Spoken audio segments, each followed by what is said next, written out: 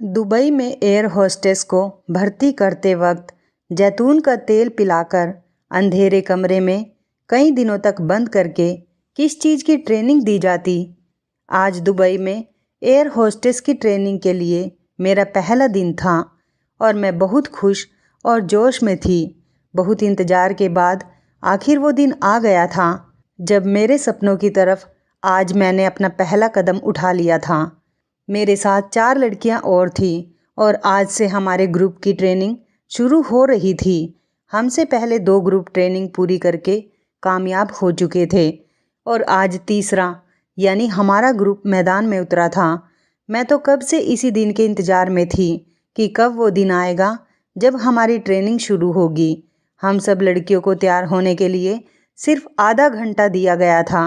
आधे घंटे में हम सब लड़कियां तैयार होकर नीचे पहुंच गई। जब हम नीचे पहुंचे तो एक गाड़ी में मैडम ने हम चारों लड़कियों को बैठने का इशारा किया। मुझे वो गाड़ी और गाड़ी वाला बहुत अजीब लगे थे, मगर मैडम की बात हम नहीं टाल सकते थे, इसलिए हम सब चुपचाप गाड़ी में बैठ गए। हमारी गाड़ी को एयरपोर्ट के बजाय एक अनजान रास्ते की तरफ जाते हुए देखकर मैं चौंक गई और आगे बैठी अपनी मैडम से मैंने पूछा, मैडम हम कहाँ जा रहे हैं? मेरे इस सवाल पर वो चेत कर बोली, ये तुम्हारा शहर नहीं बल्कि दुबई है। यहाँ की ट्रेनिंग के नियम अलग हैं, इसलिए चुप करके बैठी रहो। मैडम के डांट सुनकर मैं दूसरी लड़कियों के सामने शर्मिंदा हो गई थी। इसके बाद मैंने एक भी शब्द अपने मुंह से नहीं निकाला। सारे रास्ते मैं खामोश बैठी रही। गाड़ी काफ़ी देर चलती रही और फिर एक खास जगह पर आकर रुक गई। मैं चौंक गई कि हम ये कहाँ आ गए। ट्रेनिंग वाली मैडम ने हम सबको गाड़ी से उतरने का इशारा किया और हम उसके पीछे पीछे अंदर चले गए। इस अपार्टमेंट में ज़्यादातर अंधेरा ही था। वो हमें लेकर इस अपार्टमेंट के बेसमेंट में आ गई। थोड़ी देर में मैडम के 3 साथी भी वहाँ पर आ गए थे। उनके हाथ में एक बड़ी सी ट्रे थी जिस पर कुछ बोतलें रखी हुई थी। मैडम ने कहा, ट्रेनिंग से पहले कुछ दिन तुम लोगों को 2 हफ्तों के लिए एक टेस्ट देना होगा। मैं हैरान रह गई, ये कैसा टेस्ट? सारे टेस्ट पास करने के बाद ही हम लोग यहाँ तक पहुँचे हैं, फिर अब ये एक और टेस्ट। वो मैडम कहने लगी, ये टेस्ट तुम लोगों की हिम्मत और बर्दाश्त चेक करने का है, क्योंकि एक एयर होस्टेस के अंदर जब तक हिम्मत और बर्दाश्त करने की शक्ति नहीं होगी वो कभी भी एक अच्छी और कामयाब एयर होस्टेस नहीं बन सकती। मैंने दिल ही दिल में कहा, मैं बेकार में ही मैडम पर शक कर रही थी। ये तो ठीक कह रही हैं, मुझे पता नहीं क्यों शक करने की बहुत आदत थी। लोगों की हर छोटी बड़ी बात पर मेरी सिक्स सेंस मुझे सिग्नल देने लग जाती थी और मेरी इस आदत पर मुझे बहुत फ़ायदा भी हुआ था। मैं बहुत बार बहुत सी जगह पर नुकसान से बच गई थी, लेकिन यहाँ मुझे इस सब को इग्नोर करना चाहिए था। ये मेरा देश इंडिया नहीं था जो मैं हर किसी पर शक करती रहती और अपने दिमाग में आए उल्टे सीधे सवाल से सबको परेशान करती रहती। ये दुबई था, प्रैक्टिकल लोगों का शहर। मुझे यहाँ सावधान होकर रहना चाहिए था। हम लोग खामोशी से खड़े होकर मैडम की बातें सुन रहे थे। उन्होंने वो बोतलें हम सब के आगे रखी और कहा, इसमें जैतून का तेल है और अभी के अभी तुम लोगों को ये पीना होगा। मैडम की ये बात सुनकर हम चारों लड़कियों के होश उड़ गए। जैतून का तेल, मुझे तो सुनते ही उल्टी आने लगी थी। मैंने आज तक जैतून का तेल नहीं पिया था, लेकिन जाहिर सी बात है ये हमारा इम्तिहान था और मैं इतनी दूर अपना करियर बनाने आई थी। अब इस मामूली से टेस्ट के आगे मैं हार नहीं मान सकती थी। सब लड़कियों में सबसे पहले मैंने बोतल का ढक्कन खोला। एक बार फिर से मेरे दिमाग में शक पैदा होने लगा कि ये कैसा टेस्ट है भला? हम कौन सा आर्मी में टेस्ट देने आए हैं? एक एयर होस्टेस के लिए तो अप्लाई किया था, फिर ये इतना अजीबोगरीब टास्क हमें क्यों दिया जा रहा था? कहीं कुछ गड़बड़ तो नहीं थी? कहीं ये लोग हमारे साथ कोई धोखा तो नहीं कर रहे थे?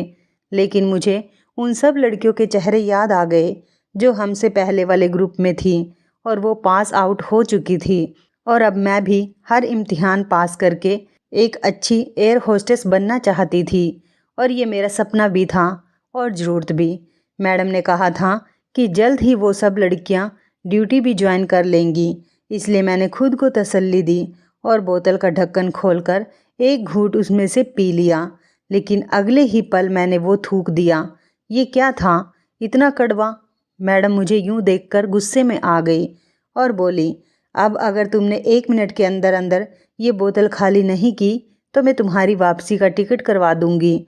मैंने तेल के कड़वेपन की वजह से अपनी नाक को ज़ोर से अपनी चुटकी से दबा लिया और एक ही घूंट में वो सारा तेल पी गई और बोतल खाली कर दी। मुझे देखकर बाकी लड़कियां भी ज़बरदस्ती करते हुए वो तेल पी गई। वो तेल पीकर मुझे समझ में नहीं आया कि एकदम मेरा दिमाग क्यों घूम रहा है। मैंने अपनी आंखें खुली रखने की बहुत कोशिश की, मगर मेरी आंखें बंद हुई जा रही थी। पता नहीं इस कड़वे तेल में ऐसा क्या था कि मुझे लग रहा था कि ज़मीन मेरे आगे घूम रही है। मैं शायद कुछ ही देर में गिर जाती, मगर मैडम ने अपने नौकरों को इशारा किया और कहा, इन लड़कियों को एक अंधेरे कमरे में छोड़ आओ। और साथ ही वो कुछ और भी कह रही थी, मगर मैं सुनने से पहले ही अपने होशो हवास खो चुकी थी। हिंदुस्तान से आई गरीब लड़की जो दुबई में एयर होस्टेस बनने आई थी, अपना सपना पूरा करने आई थी, अपने पैरों पर खड़े होना चाहती थी, अपने परिवार के लिए कुछ करना चाहती थी, अब पराए देश में दूसरे लोगों के रहमो करम पर थी। मेरा नाम सीमा है और मैंने एक गरीब घर में आँख खोली थी। मेरे पास सिर्फ एक ही खूबी थी कि मैं गरीब होने के बाद भी परियों की तरह दिखती थी। मैं बहुत खूबसूरत थी। जो भी मुझे एक बार देखता वो देखता ही रह जाता था। मैं बचपन से ही खूबसूरत थी। मुझसे छोटे मेरे 4 भाई बहन और थे। गरीब होने के बावजूद मेरे बाबा ने अपनी पूरी उम्र मेहनत की और हम बहन भाइयों को पढ़ाया लिखाया और एक बाप होने के नाते अपनी सारी जिम्मेदारियां बहुत ही अच्छे तरीके से पूरी की। मेरे पिता ने बड़ी संतान होने के नाते मेरे खूब नखरे उठाए और शहजादियों की तरह मेरी परवरिश की। मैंने एमए किया ही था कि एक दिन मेरे बाबा को फॉलिस का अटैक हो गया और वो बिस्तर पर पड़ गए। अब सारे घर की जिम्मेदारी मुझ पर आ गई। मैंने एक प्राइवेट स्कूल में नौकरी कर ली, मगर हमारे घर के खर्चे बहुत थे और मेरी सैलरी बहुत कम थी।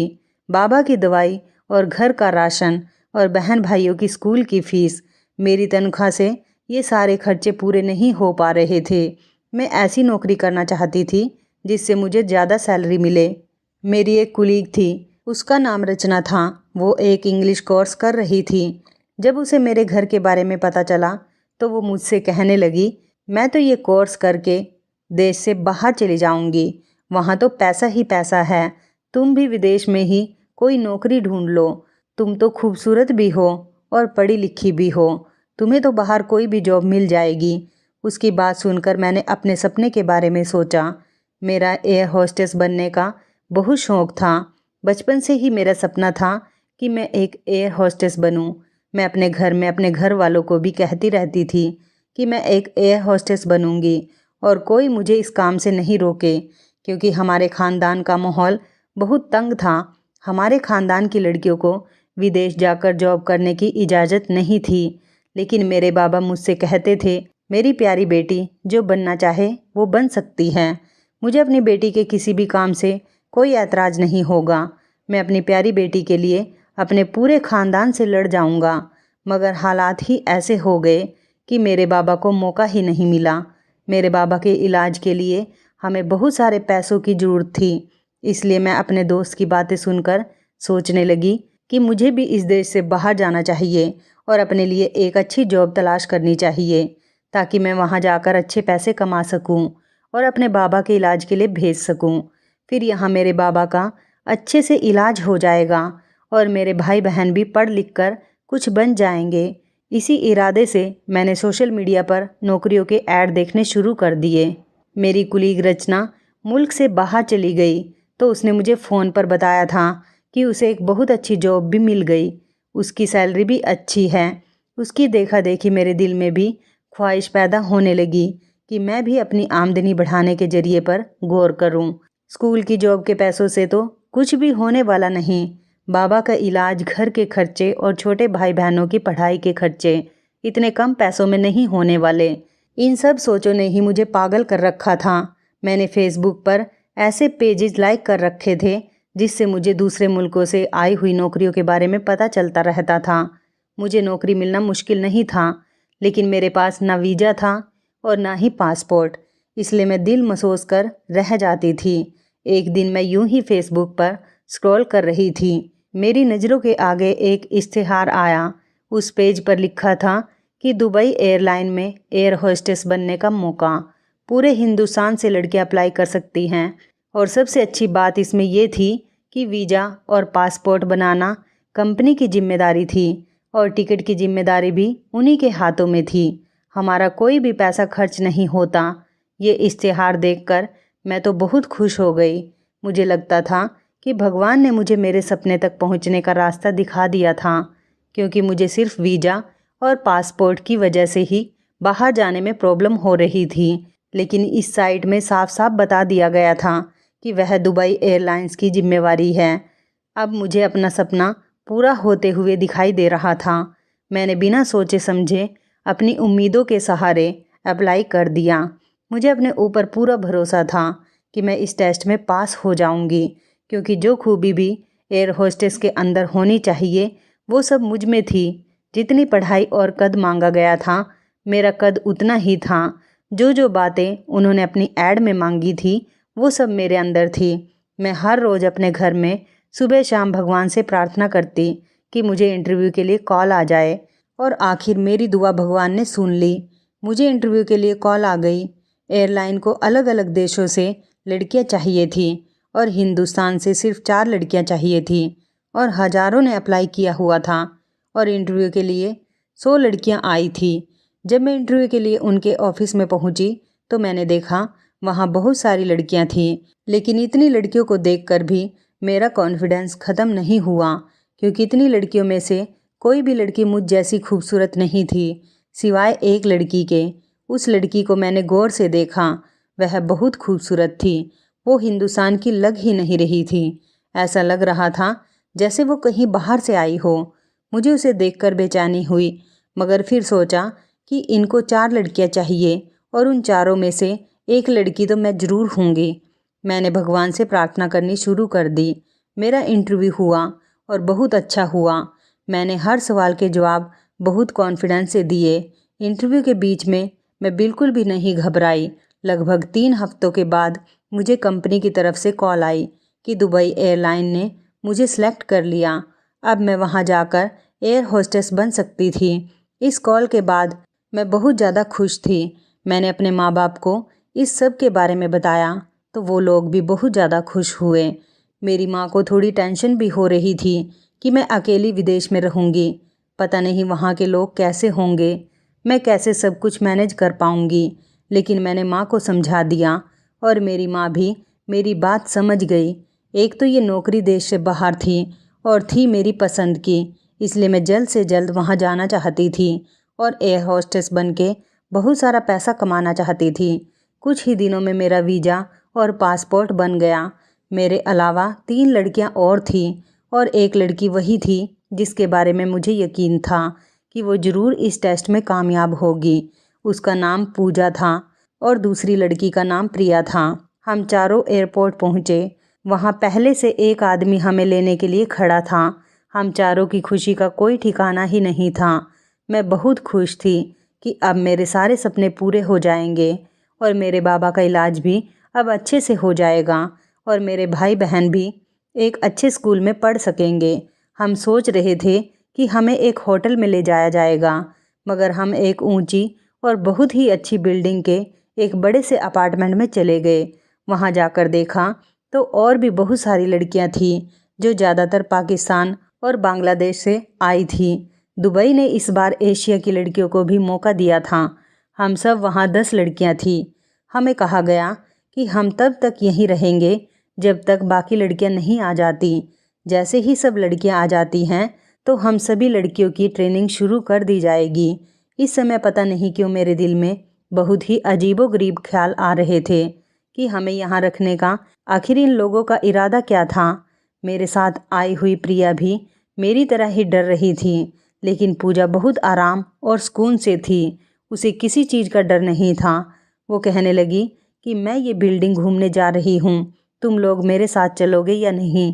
लेकिन मेरा ध्यान अभी सिर्फ इस बात पर था कि ये हमारे घर वालों से हमारी बात कब करवाएंगे, क्योंकि यहाँ आते ही इन लोगों ने हमारे मोबाइल्स ले लिए थे। हमें कहा गया था कि ट्रेनिंग के बीच में हमें मोबाइल फ़ोन रखने की इजाज़त नहीं होगी। जब सब एयर होस्टेस बन जाएंगी तो हमें सारी फैसिलिटीज़ मिलेगी।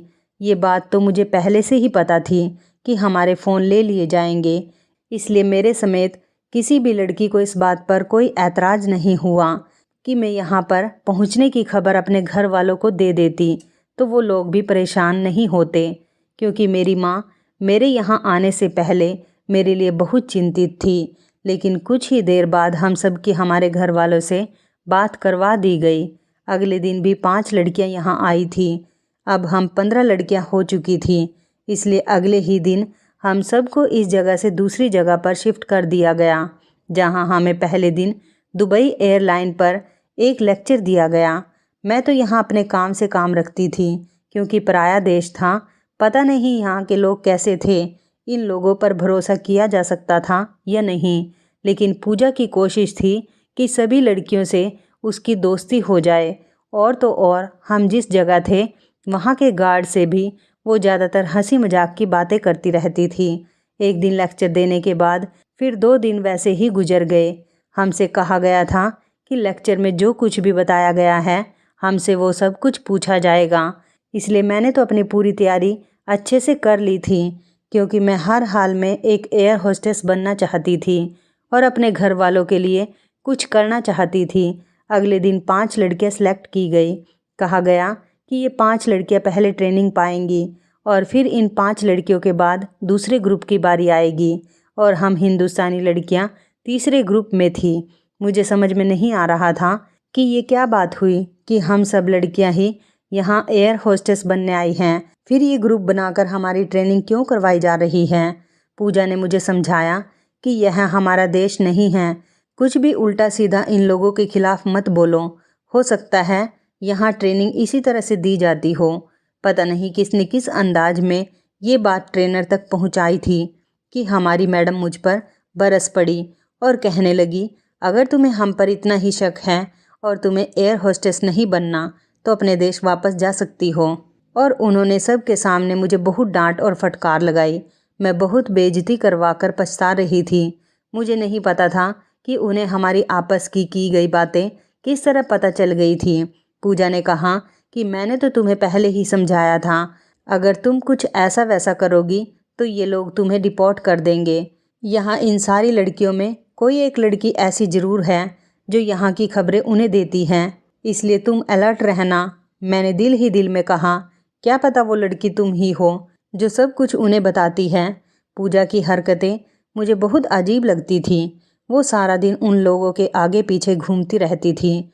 वो हर समय उन लोगों की तारीफ़ करती रहती थी और उनकी हर बात मानती। यही वजह थी कि उसे तीसरे ग्रुप से निकालकर पहले ग्रुप में शामिल कर लिया गया था, जिनकी ट्रेनिंग कुछ ही दिनों में शुरू हो जाती। मुझे एक बार फिर से इन लोगों की हरकतों पर शक होने लगा था।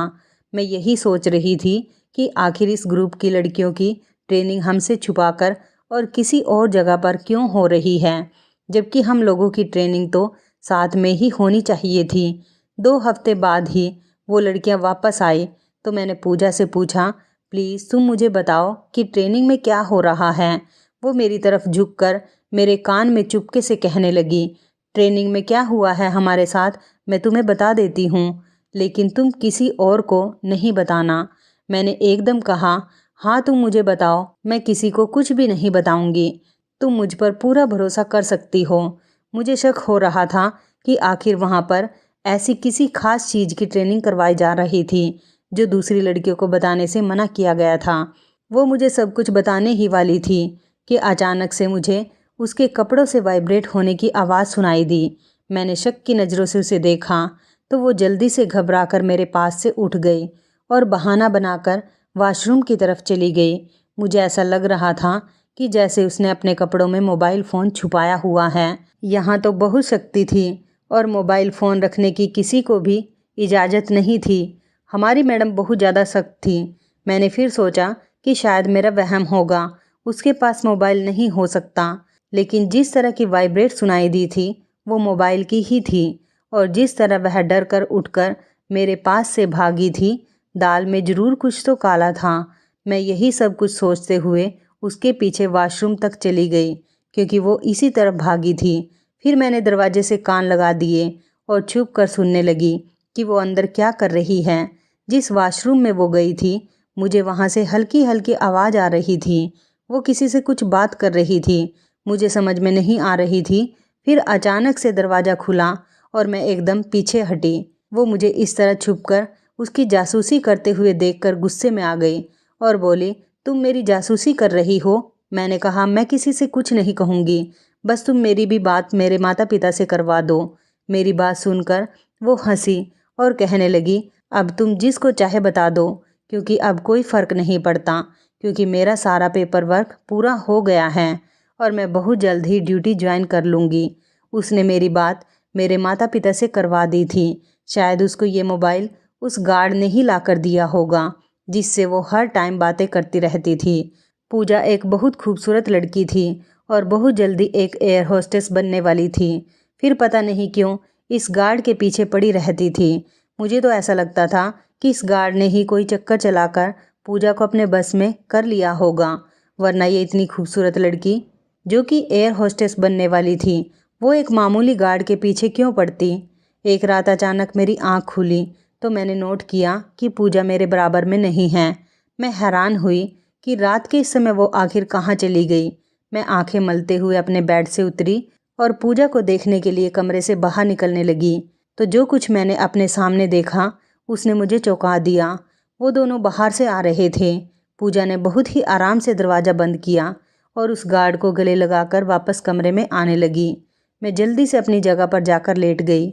रात के इस समय वो दोनों बाहर से आ रहे थे, लेकिन वो बाहर करने क्या गई थी, और वो भी इस गार्ड के साथ।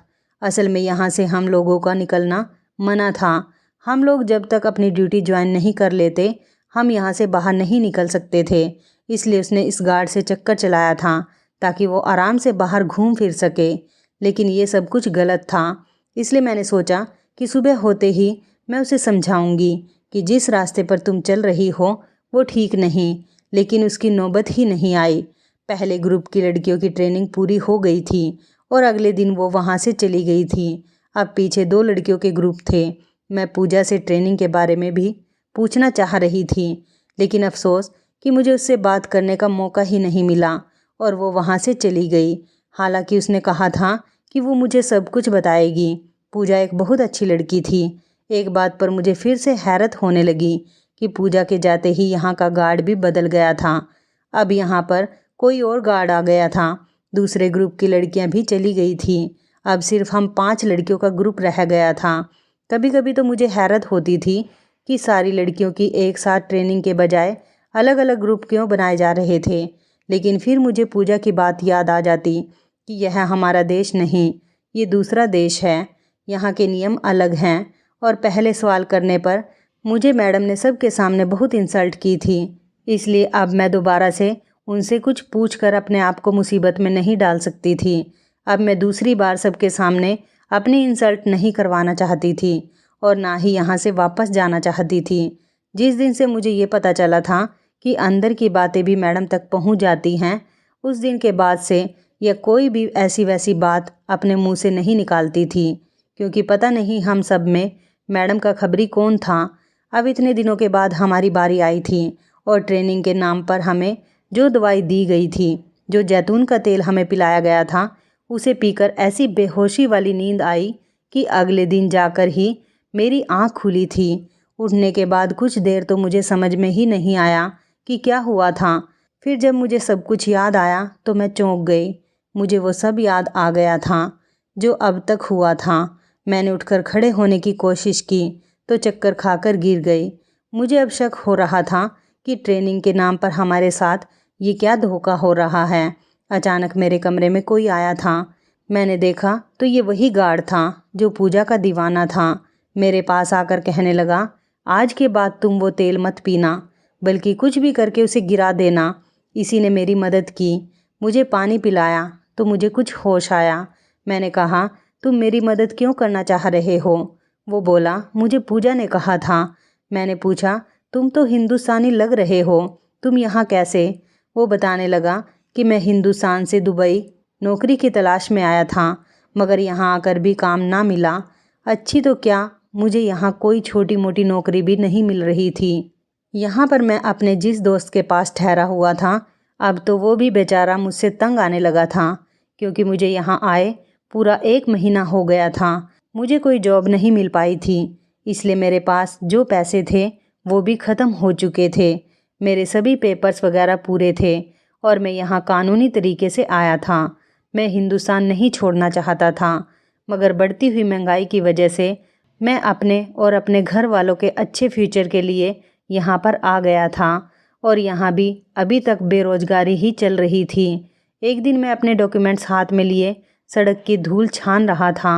अभी मैं सड़क पर ही चल रहा था कि अचानक एक तरफ से एक आदमी भागता हुआ मेरे सामने से गुजरा। उसके पीछे एक लड़की भागती हुई आ रही थी, जो उसे चोर चोर कह रही थी। मैं उस लड़की की आवाज़ सुनकर समझ गया कि ज़रूर वो आदमी इस लड़की का कोई सामान लेकर भाग रहा होगा। मैंने फ़ौरन उसके पीछे भागना शुरू कर दिया और कुछ ही देर में ही मैंने इस आदमी को पकड़ लिया। तब तक वो लड़की भी हम तक पहुंच चुकी थी। उसने मेरा शुक्रिया अदा किया और उससे मैं पुलिस को कॉल करके बुलवाया और उस आदमी को पुलिस के हवाले कर दिया। ये सब कुछ करने के बाद उसने दोबारा से मेरा शुक्रिया अदा किया। वो लड़की पूजा थी। फिर उस दिन के बाद मुझे नौकरी की ज़रूरत नहीं पड़ी, क्योंकि मैं पूजा के लिए काम करने लग गया था। अब मैं तुम्हें यहाँ पूजा की सच्चाई बताने आया हूँ। उससे पहले वो मुझे कुछ बताता, अचानक बाहर से शोर की आवाज़ सुनाई दी। शोर की आवाज़ सुनकर सब लोग उठ गए थे। इसी वजह से उसे कमरे से भागना पड़ा। उसके जाने के बाद मैं उलझ गई कि ये सब आखिर क्या हो रहा है। मुझे तो कुछ भी समझ में नहीं आ रहा था, सिर्फ उलझन ही हो रही थी। अब मुझे डर लगने लगा था। मैं सोच रही थी कि कहीं मैंने यहाँ आकर कोई गलत फैसला तो नहीं कर लिया।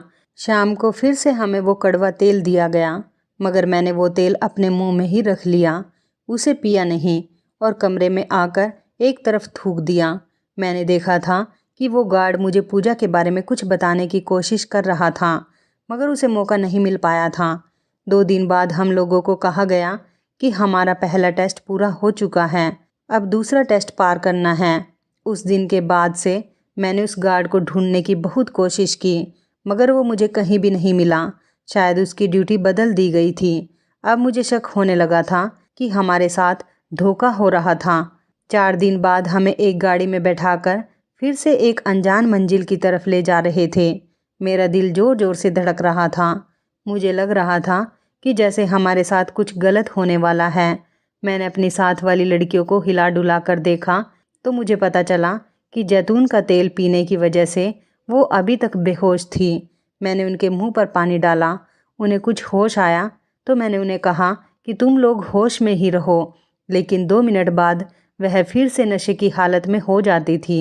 शायद उस तेल में इन्होंने कुछ नशे की दवाई मिलाई हुई थी। अब मैं अकेली इस सूरत में क्या करती? इस कंडीशन में अगर हमारे साथ कुछ उल्टा सीधा होता तो मैं एक लड़की होने के नाते कहाँ तक बच सकती थी। गाड़ी की स्पीड एकदम ही बहुत तेज हो गई। मेरे तो होश उड़ने लगे। जो शक मुझे शुरू में इन लोगों पर हो रहा था, अब वह सच साबित हो रहा था। गाड़ी एक बहुत ही खूबसूरत महल के सामने आकर रुक गई थी।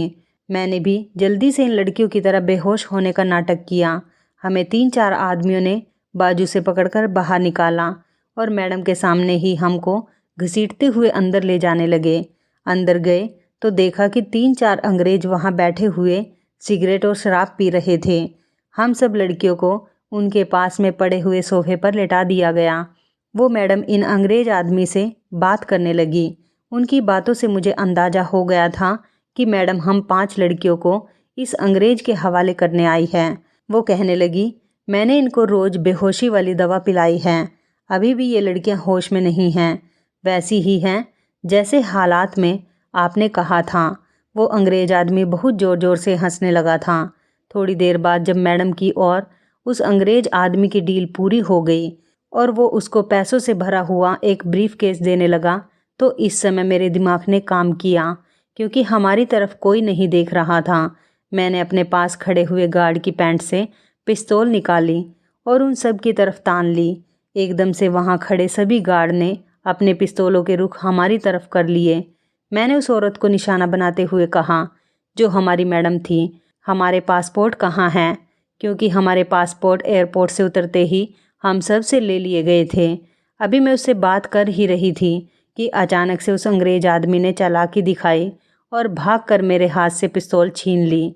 मैंने बहुत कोशिश की कि मैं वो पिस्तौल उसके हाथ ना लगने दूं, लेकिन मैं लड़की थी और वो एक आदमी था। उसने अपनी जान दिखाकर मुझसे पिस्तौल छीन ली। बारी फिर से एक बार उनके हाथ में हो चुकी थी। मैंने मैडम से कहा, हमने तुम्हारा क्या बिगाड़ा है? हमें हमारे देश वापस जाने दो। हम किसी को आपके बारे में कुछ भी नहीं बताएंगे। उस औरत ने मेरे मुंह पर एक जोरदार थप्पड़ मारा और कहने लगी, इतनी लंबी प्लानिंग करके और इतना पैसा खर्च करके मैं तुम लोगों को यहाँ इसलिए नहीं लाई कि वापस तुम्हें तुम्हारे देश भेज दूँ, बल्कि मैं तो तुम लोगों को यहाँ इस अंग्रेज के पास छोड़कर जा रही हूँ। ये तुम पांचों को हमेशा यहीं रखेंगे और तुम लोग हमेशा यहाँ इस महल में कैदी बनकर रहोगी। अब तुम लोग अपने देश, अपने माता पिता के पास जाने का ख्याल छोड़ दो। तुम लोग तो अब हमेशा यहीं रहोगी। मैं बुरी तरह से चकरा कर रह गई थी। ये मेरे लालच की सज़ा थी कि मैं बगैर सच्चाई जाने यहाँ पर आ गई थी। बल्कि सिर्फ मैं ही नहीं, और लड़कियाँ भी तो यहाँ पर आई थी। तो क्या सबके साथ धोखा हुआ था? वो कहने लगी, हाँ, पहले वाली लड़कियों को तो हम उनके ठिकाने पर पहुँचा चुके हैं। अब सिर्फ तुम 5 लड़कियों का ग्रुप रह गया था। हमने तुम्हें धोखे से यहाँ बुलाया ताकि तुम्हारा सौदा कर सकें, और तुम सब की सब बेवकूफ़ लड़कियाँ नौकरी के लालच में आकर, बिना सच्चाई जाने हमारी बातों में आकर यहाँ पर आ गई। आज मैंने तुम लोगों को इस अंग्रेज के हवाले कर दिया। अब मैं चलती हूँ, तुम लोग यहीं रहो हमेशा के लिए। वो नोटों से भरा बैग उठाकर जाने ही लगी थी कि अचानक सामने से आवाज़ आई, इतनी जल्दी भी क्या है मैडम? मैंने देखा तो मैं हैरान रह गई। सामने पूजा खड़ी थी, लेकिन उसके साथ बहुत सारे आदमी थे और उन सब आदमी के हाथ में गन थी। वो मैडम पूजा को देखकर हक्का बक्का रह गई। कहने लगी, तुमको तो मैंने बेच दिया था ना, तुम यहाँ कैसे? तुम उस आदमी की कैद से कैसे निकल आए? तुम्हारा तो वहाँ से बाहर निकलना नामुमकिन था, फिर तुम यहाँ कैसे? पूजा कहने लगी कि मुझसे मिलो, मैं हूँ पूजा फ्रॉम दुबई पुलिस फोर्स।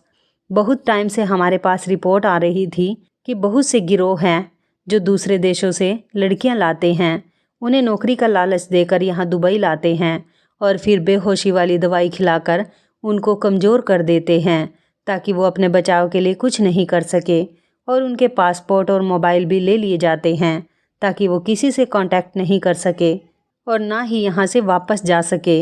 इसलिए इस खतरनाक गिरोह को पकड़ने के लिए पुलिस ने एक प्लान बनाया ताकि पता लगाया जा सके कि आखिर इस घटिया काम में कौन कौन मिला हुआ है। बस फिर मैं एक हिंदुस्तानी लड़की बनकर तुम लोगों के अंदर घुसती और सारी इन्फॉर्मेशन तुमसे निकालकर अपने साथियों को देती रही। तुमने पिछले 2 ग्रुप जो लड़कियों के बेचे थे, उन्हें हम आज़ाद करवा चुके हैं। अब वो लड़कियां सही सलामत अपने माँ बाप के साथ अपने घर पर हैं। आज बस इस अंग्रेज और तुमको रंगे हाथों पकड़ना था, इसलिए मैं इतने दिनों से चुपचाप तुम लोगों का तमाशा देख रही थी। उसने अपने साथियों को आगे बढ़ने और इन दोनों को गिरफ्तार करने का इशारा किया। उस औरत को यकीन नहीं आ रहा था कि वो रंगे हाथों पकड़ी गई है और अब उसे जेल होने वाली है। अब वो अपनी जीती हुई बाजी हार गई थी। मैंने पूजा का शुक्रिया अदा किया। पूजा कहने लगी, गरीब लड़कियां लालच में आकर ऐसे फ्रॉड का शिकार होती हैं और फिर यहीं सारी ज़िंदगी के लिए कैद होकर रह जाती हैं। तुम जैसी लड़कियों को सोच समझकर कदम उठाना चाहिए। कोई भी फैसला करने से पहले छानबीन कर लेनी चाहिए और फिर किसी पर भरोसा करना चाहिए। मैंने पूजा से कहा कि तुम ठीक कह रही हो। आज के बाद मैं जल्दबाजी में और लालच में आकर कोई भी ऐसा कदम नहीं उठाऊंगी जिससे मुझे बाद में पछताना पड़े। कुछ ही दिनों के बाद दुबई पुलिस ने हमें वापस अपने देश और अपने माता पिता के पास भिजवा दिया था। ये मेरी ज़िंदगी की एक बहुत ही कड़वी सच्चाई थी। मेरी ज़िंदगी और मेरी इज्जत बाल बाल बची थी। तो इस कहानी के बारे में आपकी क्या राय है? कमेंट करके ज़रूर बताइएगा। दोस्तों, आपको हमारी ये मज़ेदार कहानी कैसी लगी? आप हमें कमेंट बॉक्स में ज़रूर बताएं। यदि आपके पास भी ऐसी कोई प्यारी सी कहानी है या फिर ऐसी कोई कहानी जिससे कुछ शिक्षा मिले तो आप हमारे साथ उसको ज़रूर शेयर करें। दोस्तों, यदि आपको हमारी ये वीडियो अच्छी लगे तो आप हमारी इस वीडियो को लाइक शेयर ज़रूर करें और ऐसी ही दिल को छू लेने वाली प्रेरणादायक कहानियाँ सुनने के लिए हमारे चैनल को भी सब्सक्राइब करें। यदि आप हमें फेसबुक पर देख रहे हैं तो आप हमारे फेसबुक पेज को लाइक और फॉलो ज़रूर करें। तो दोस्तों, फिर मिलते हैं ऐसी ही ज़बरदस्त कहानी या टिप्स के साथ नई वीडियो में। तब तक के लिए धन्यवाद। आप सभी अपना ख्याल रखना।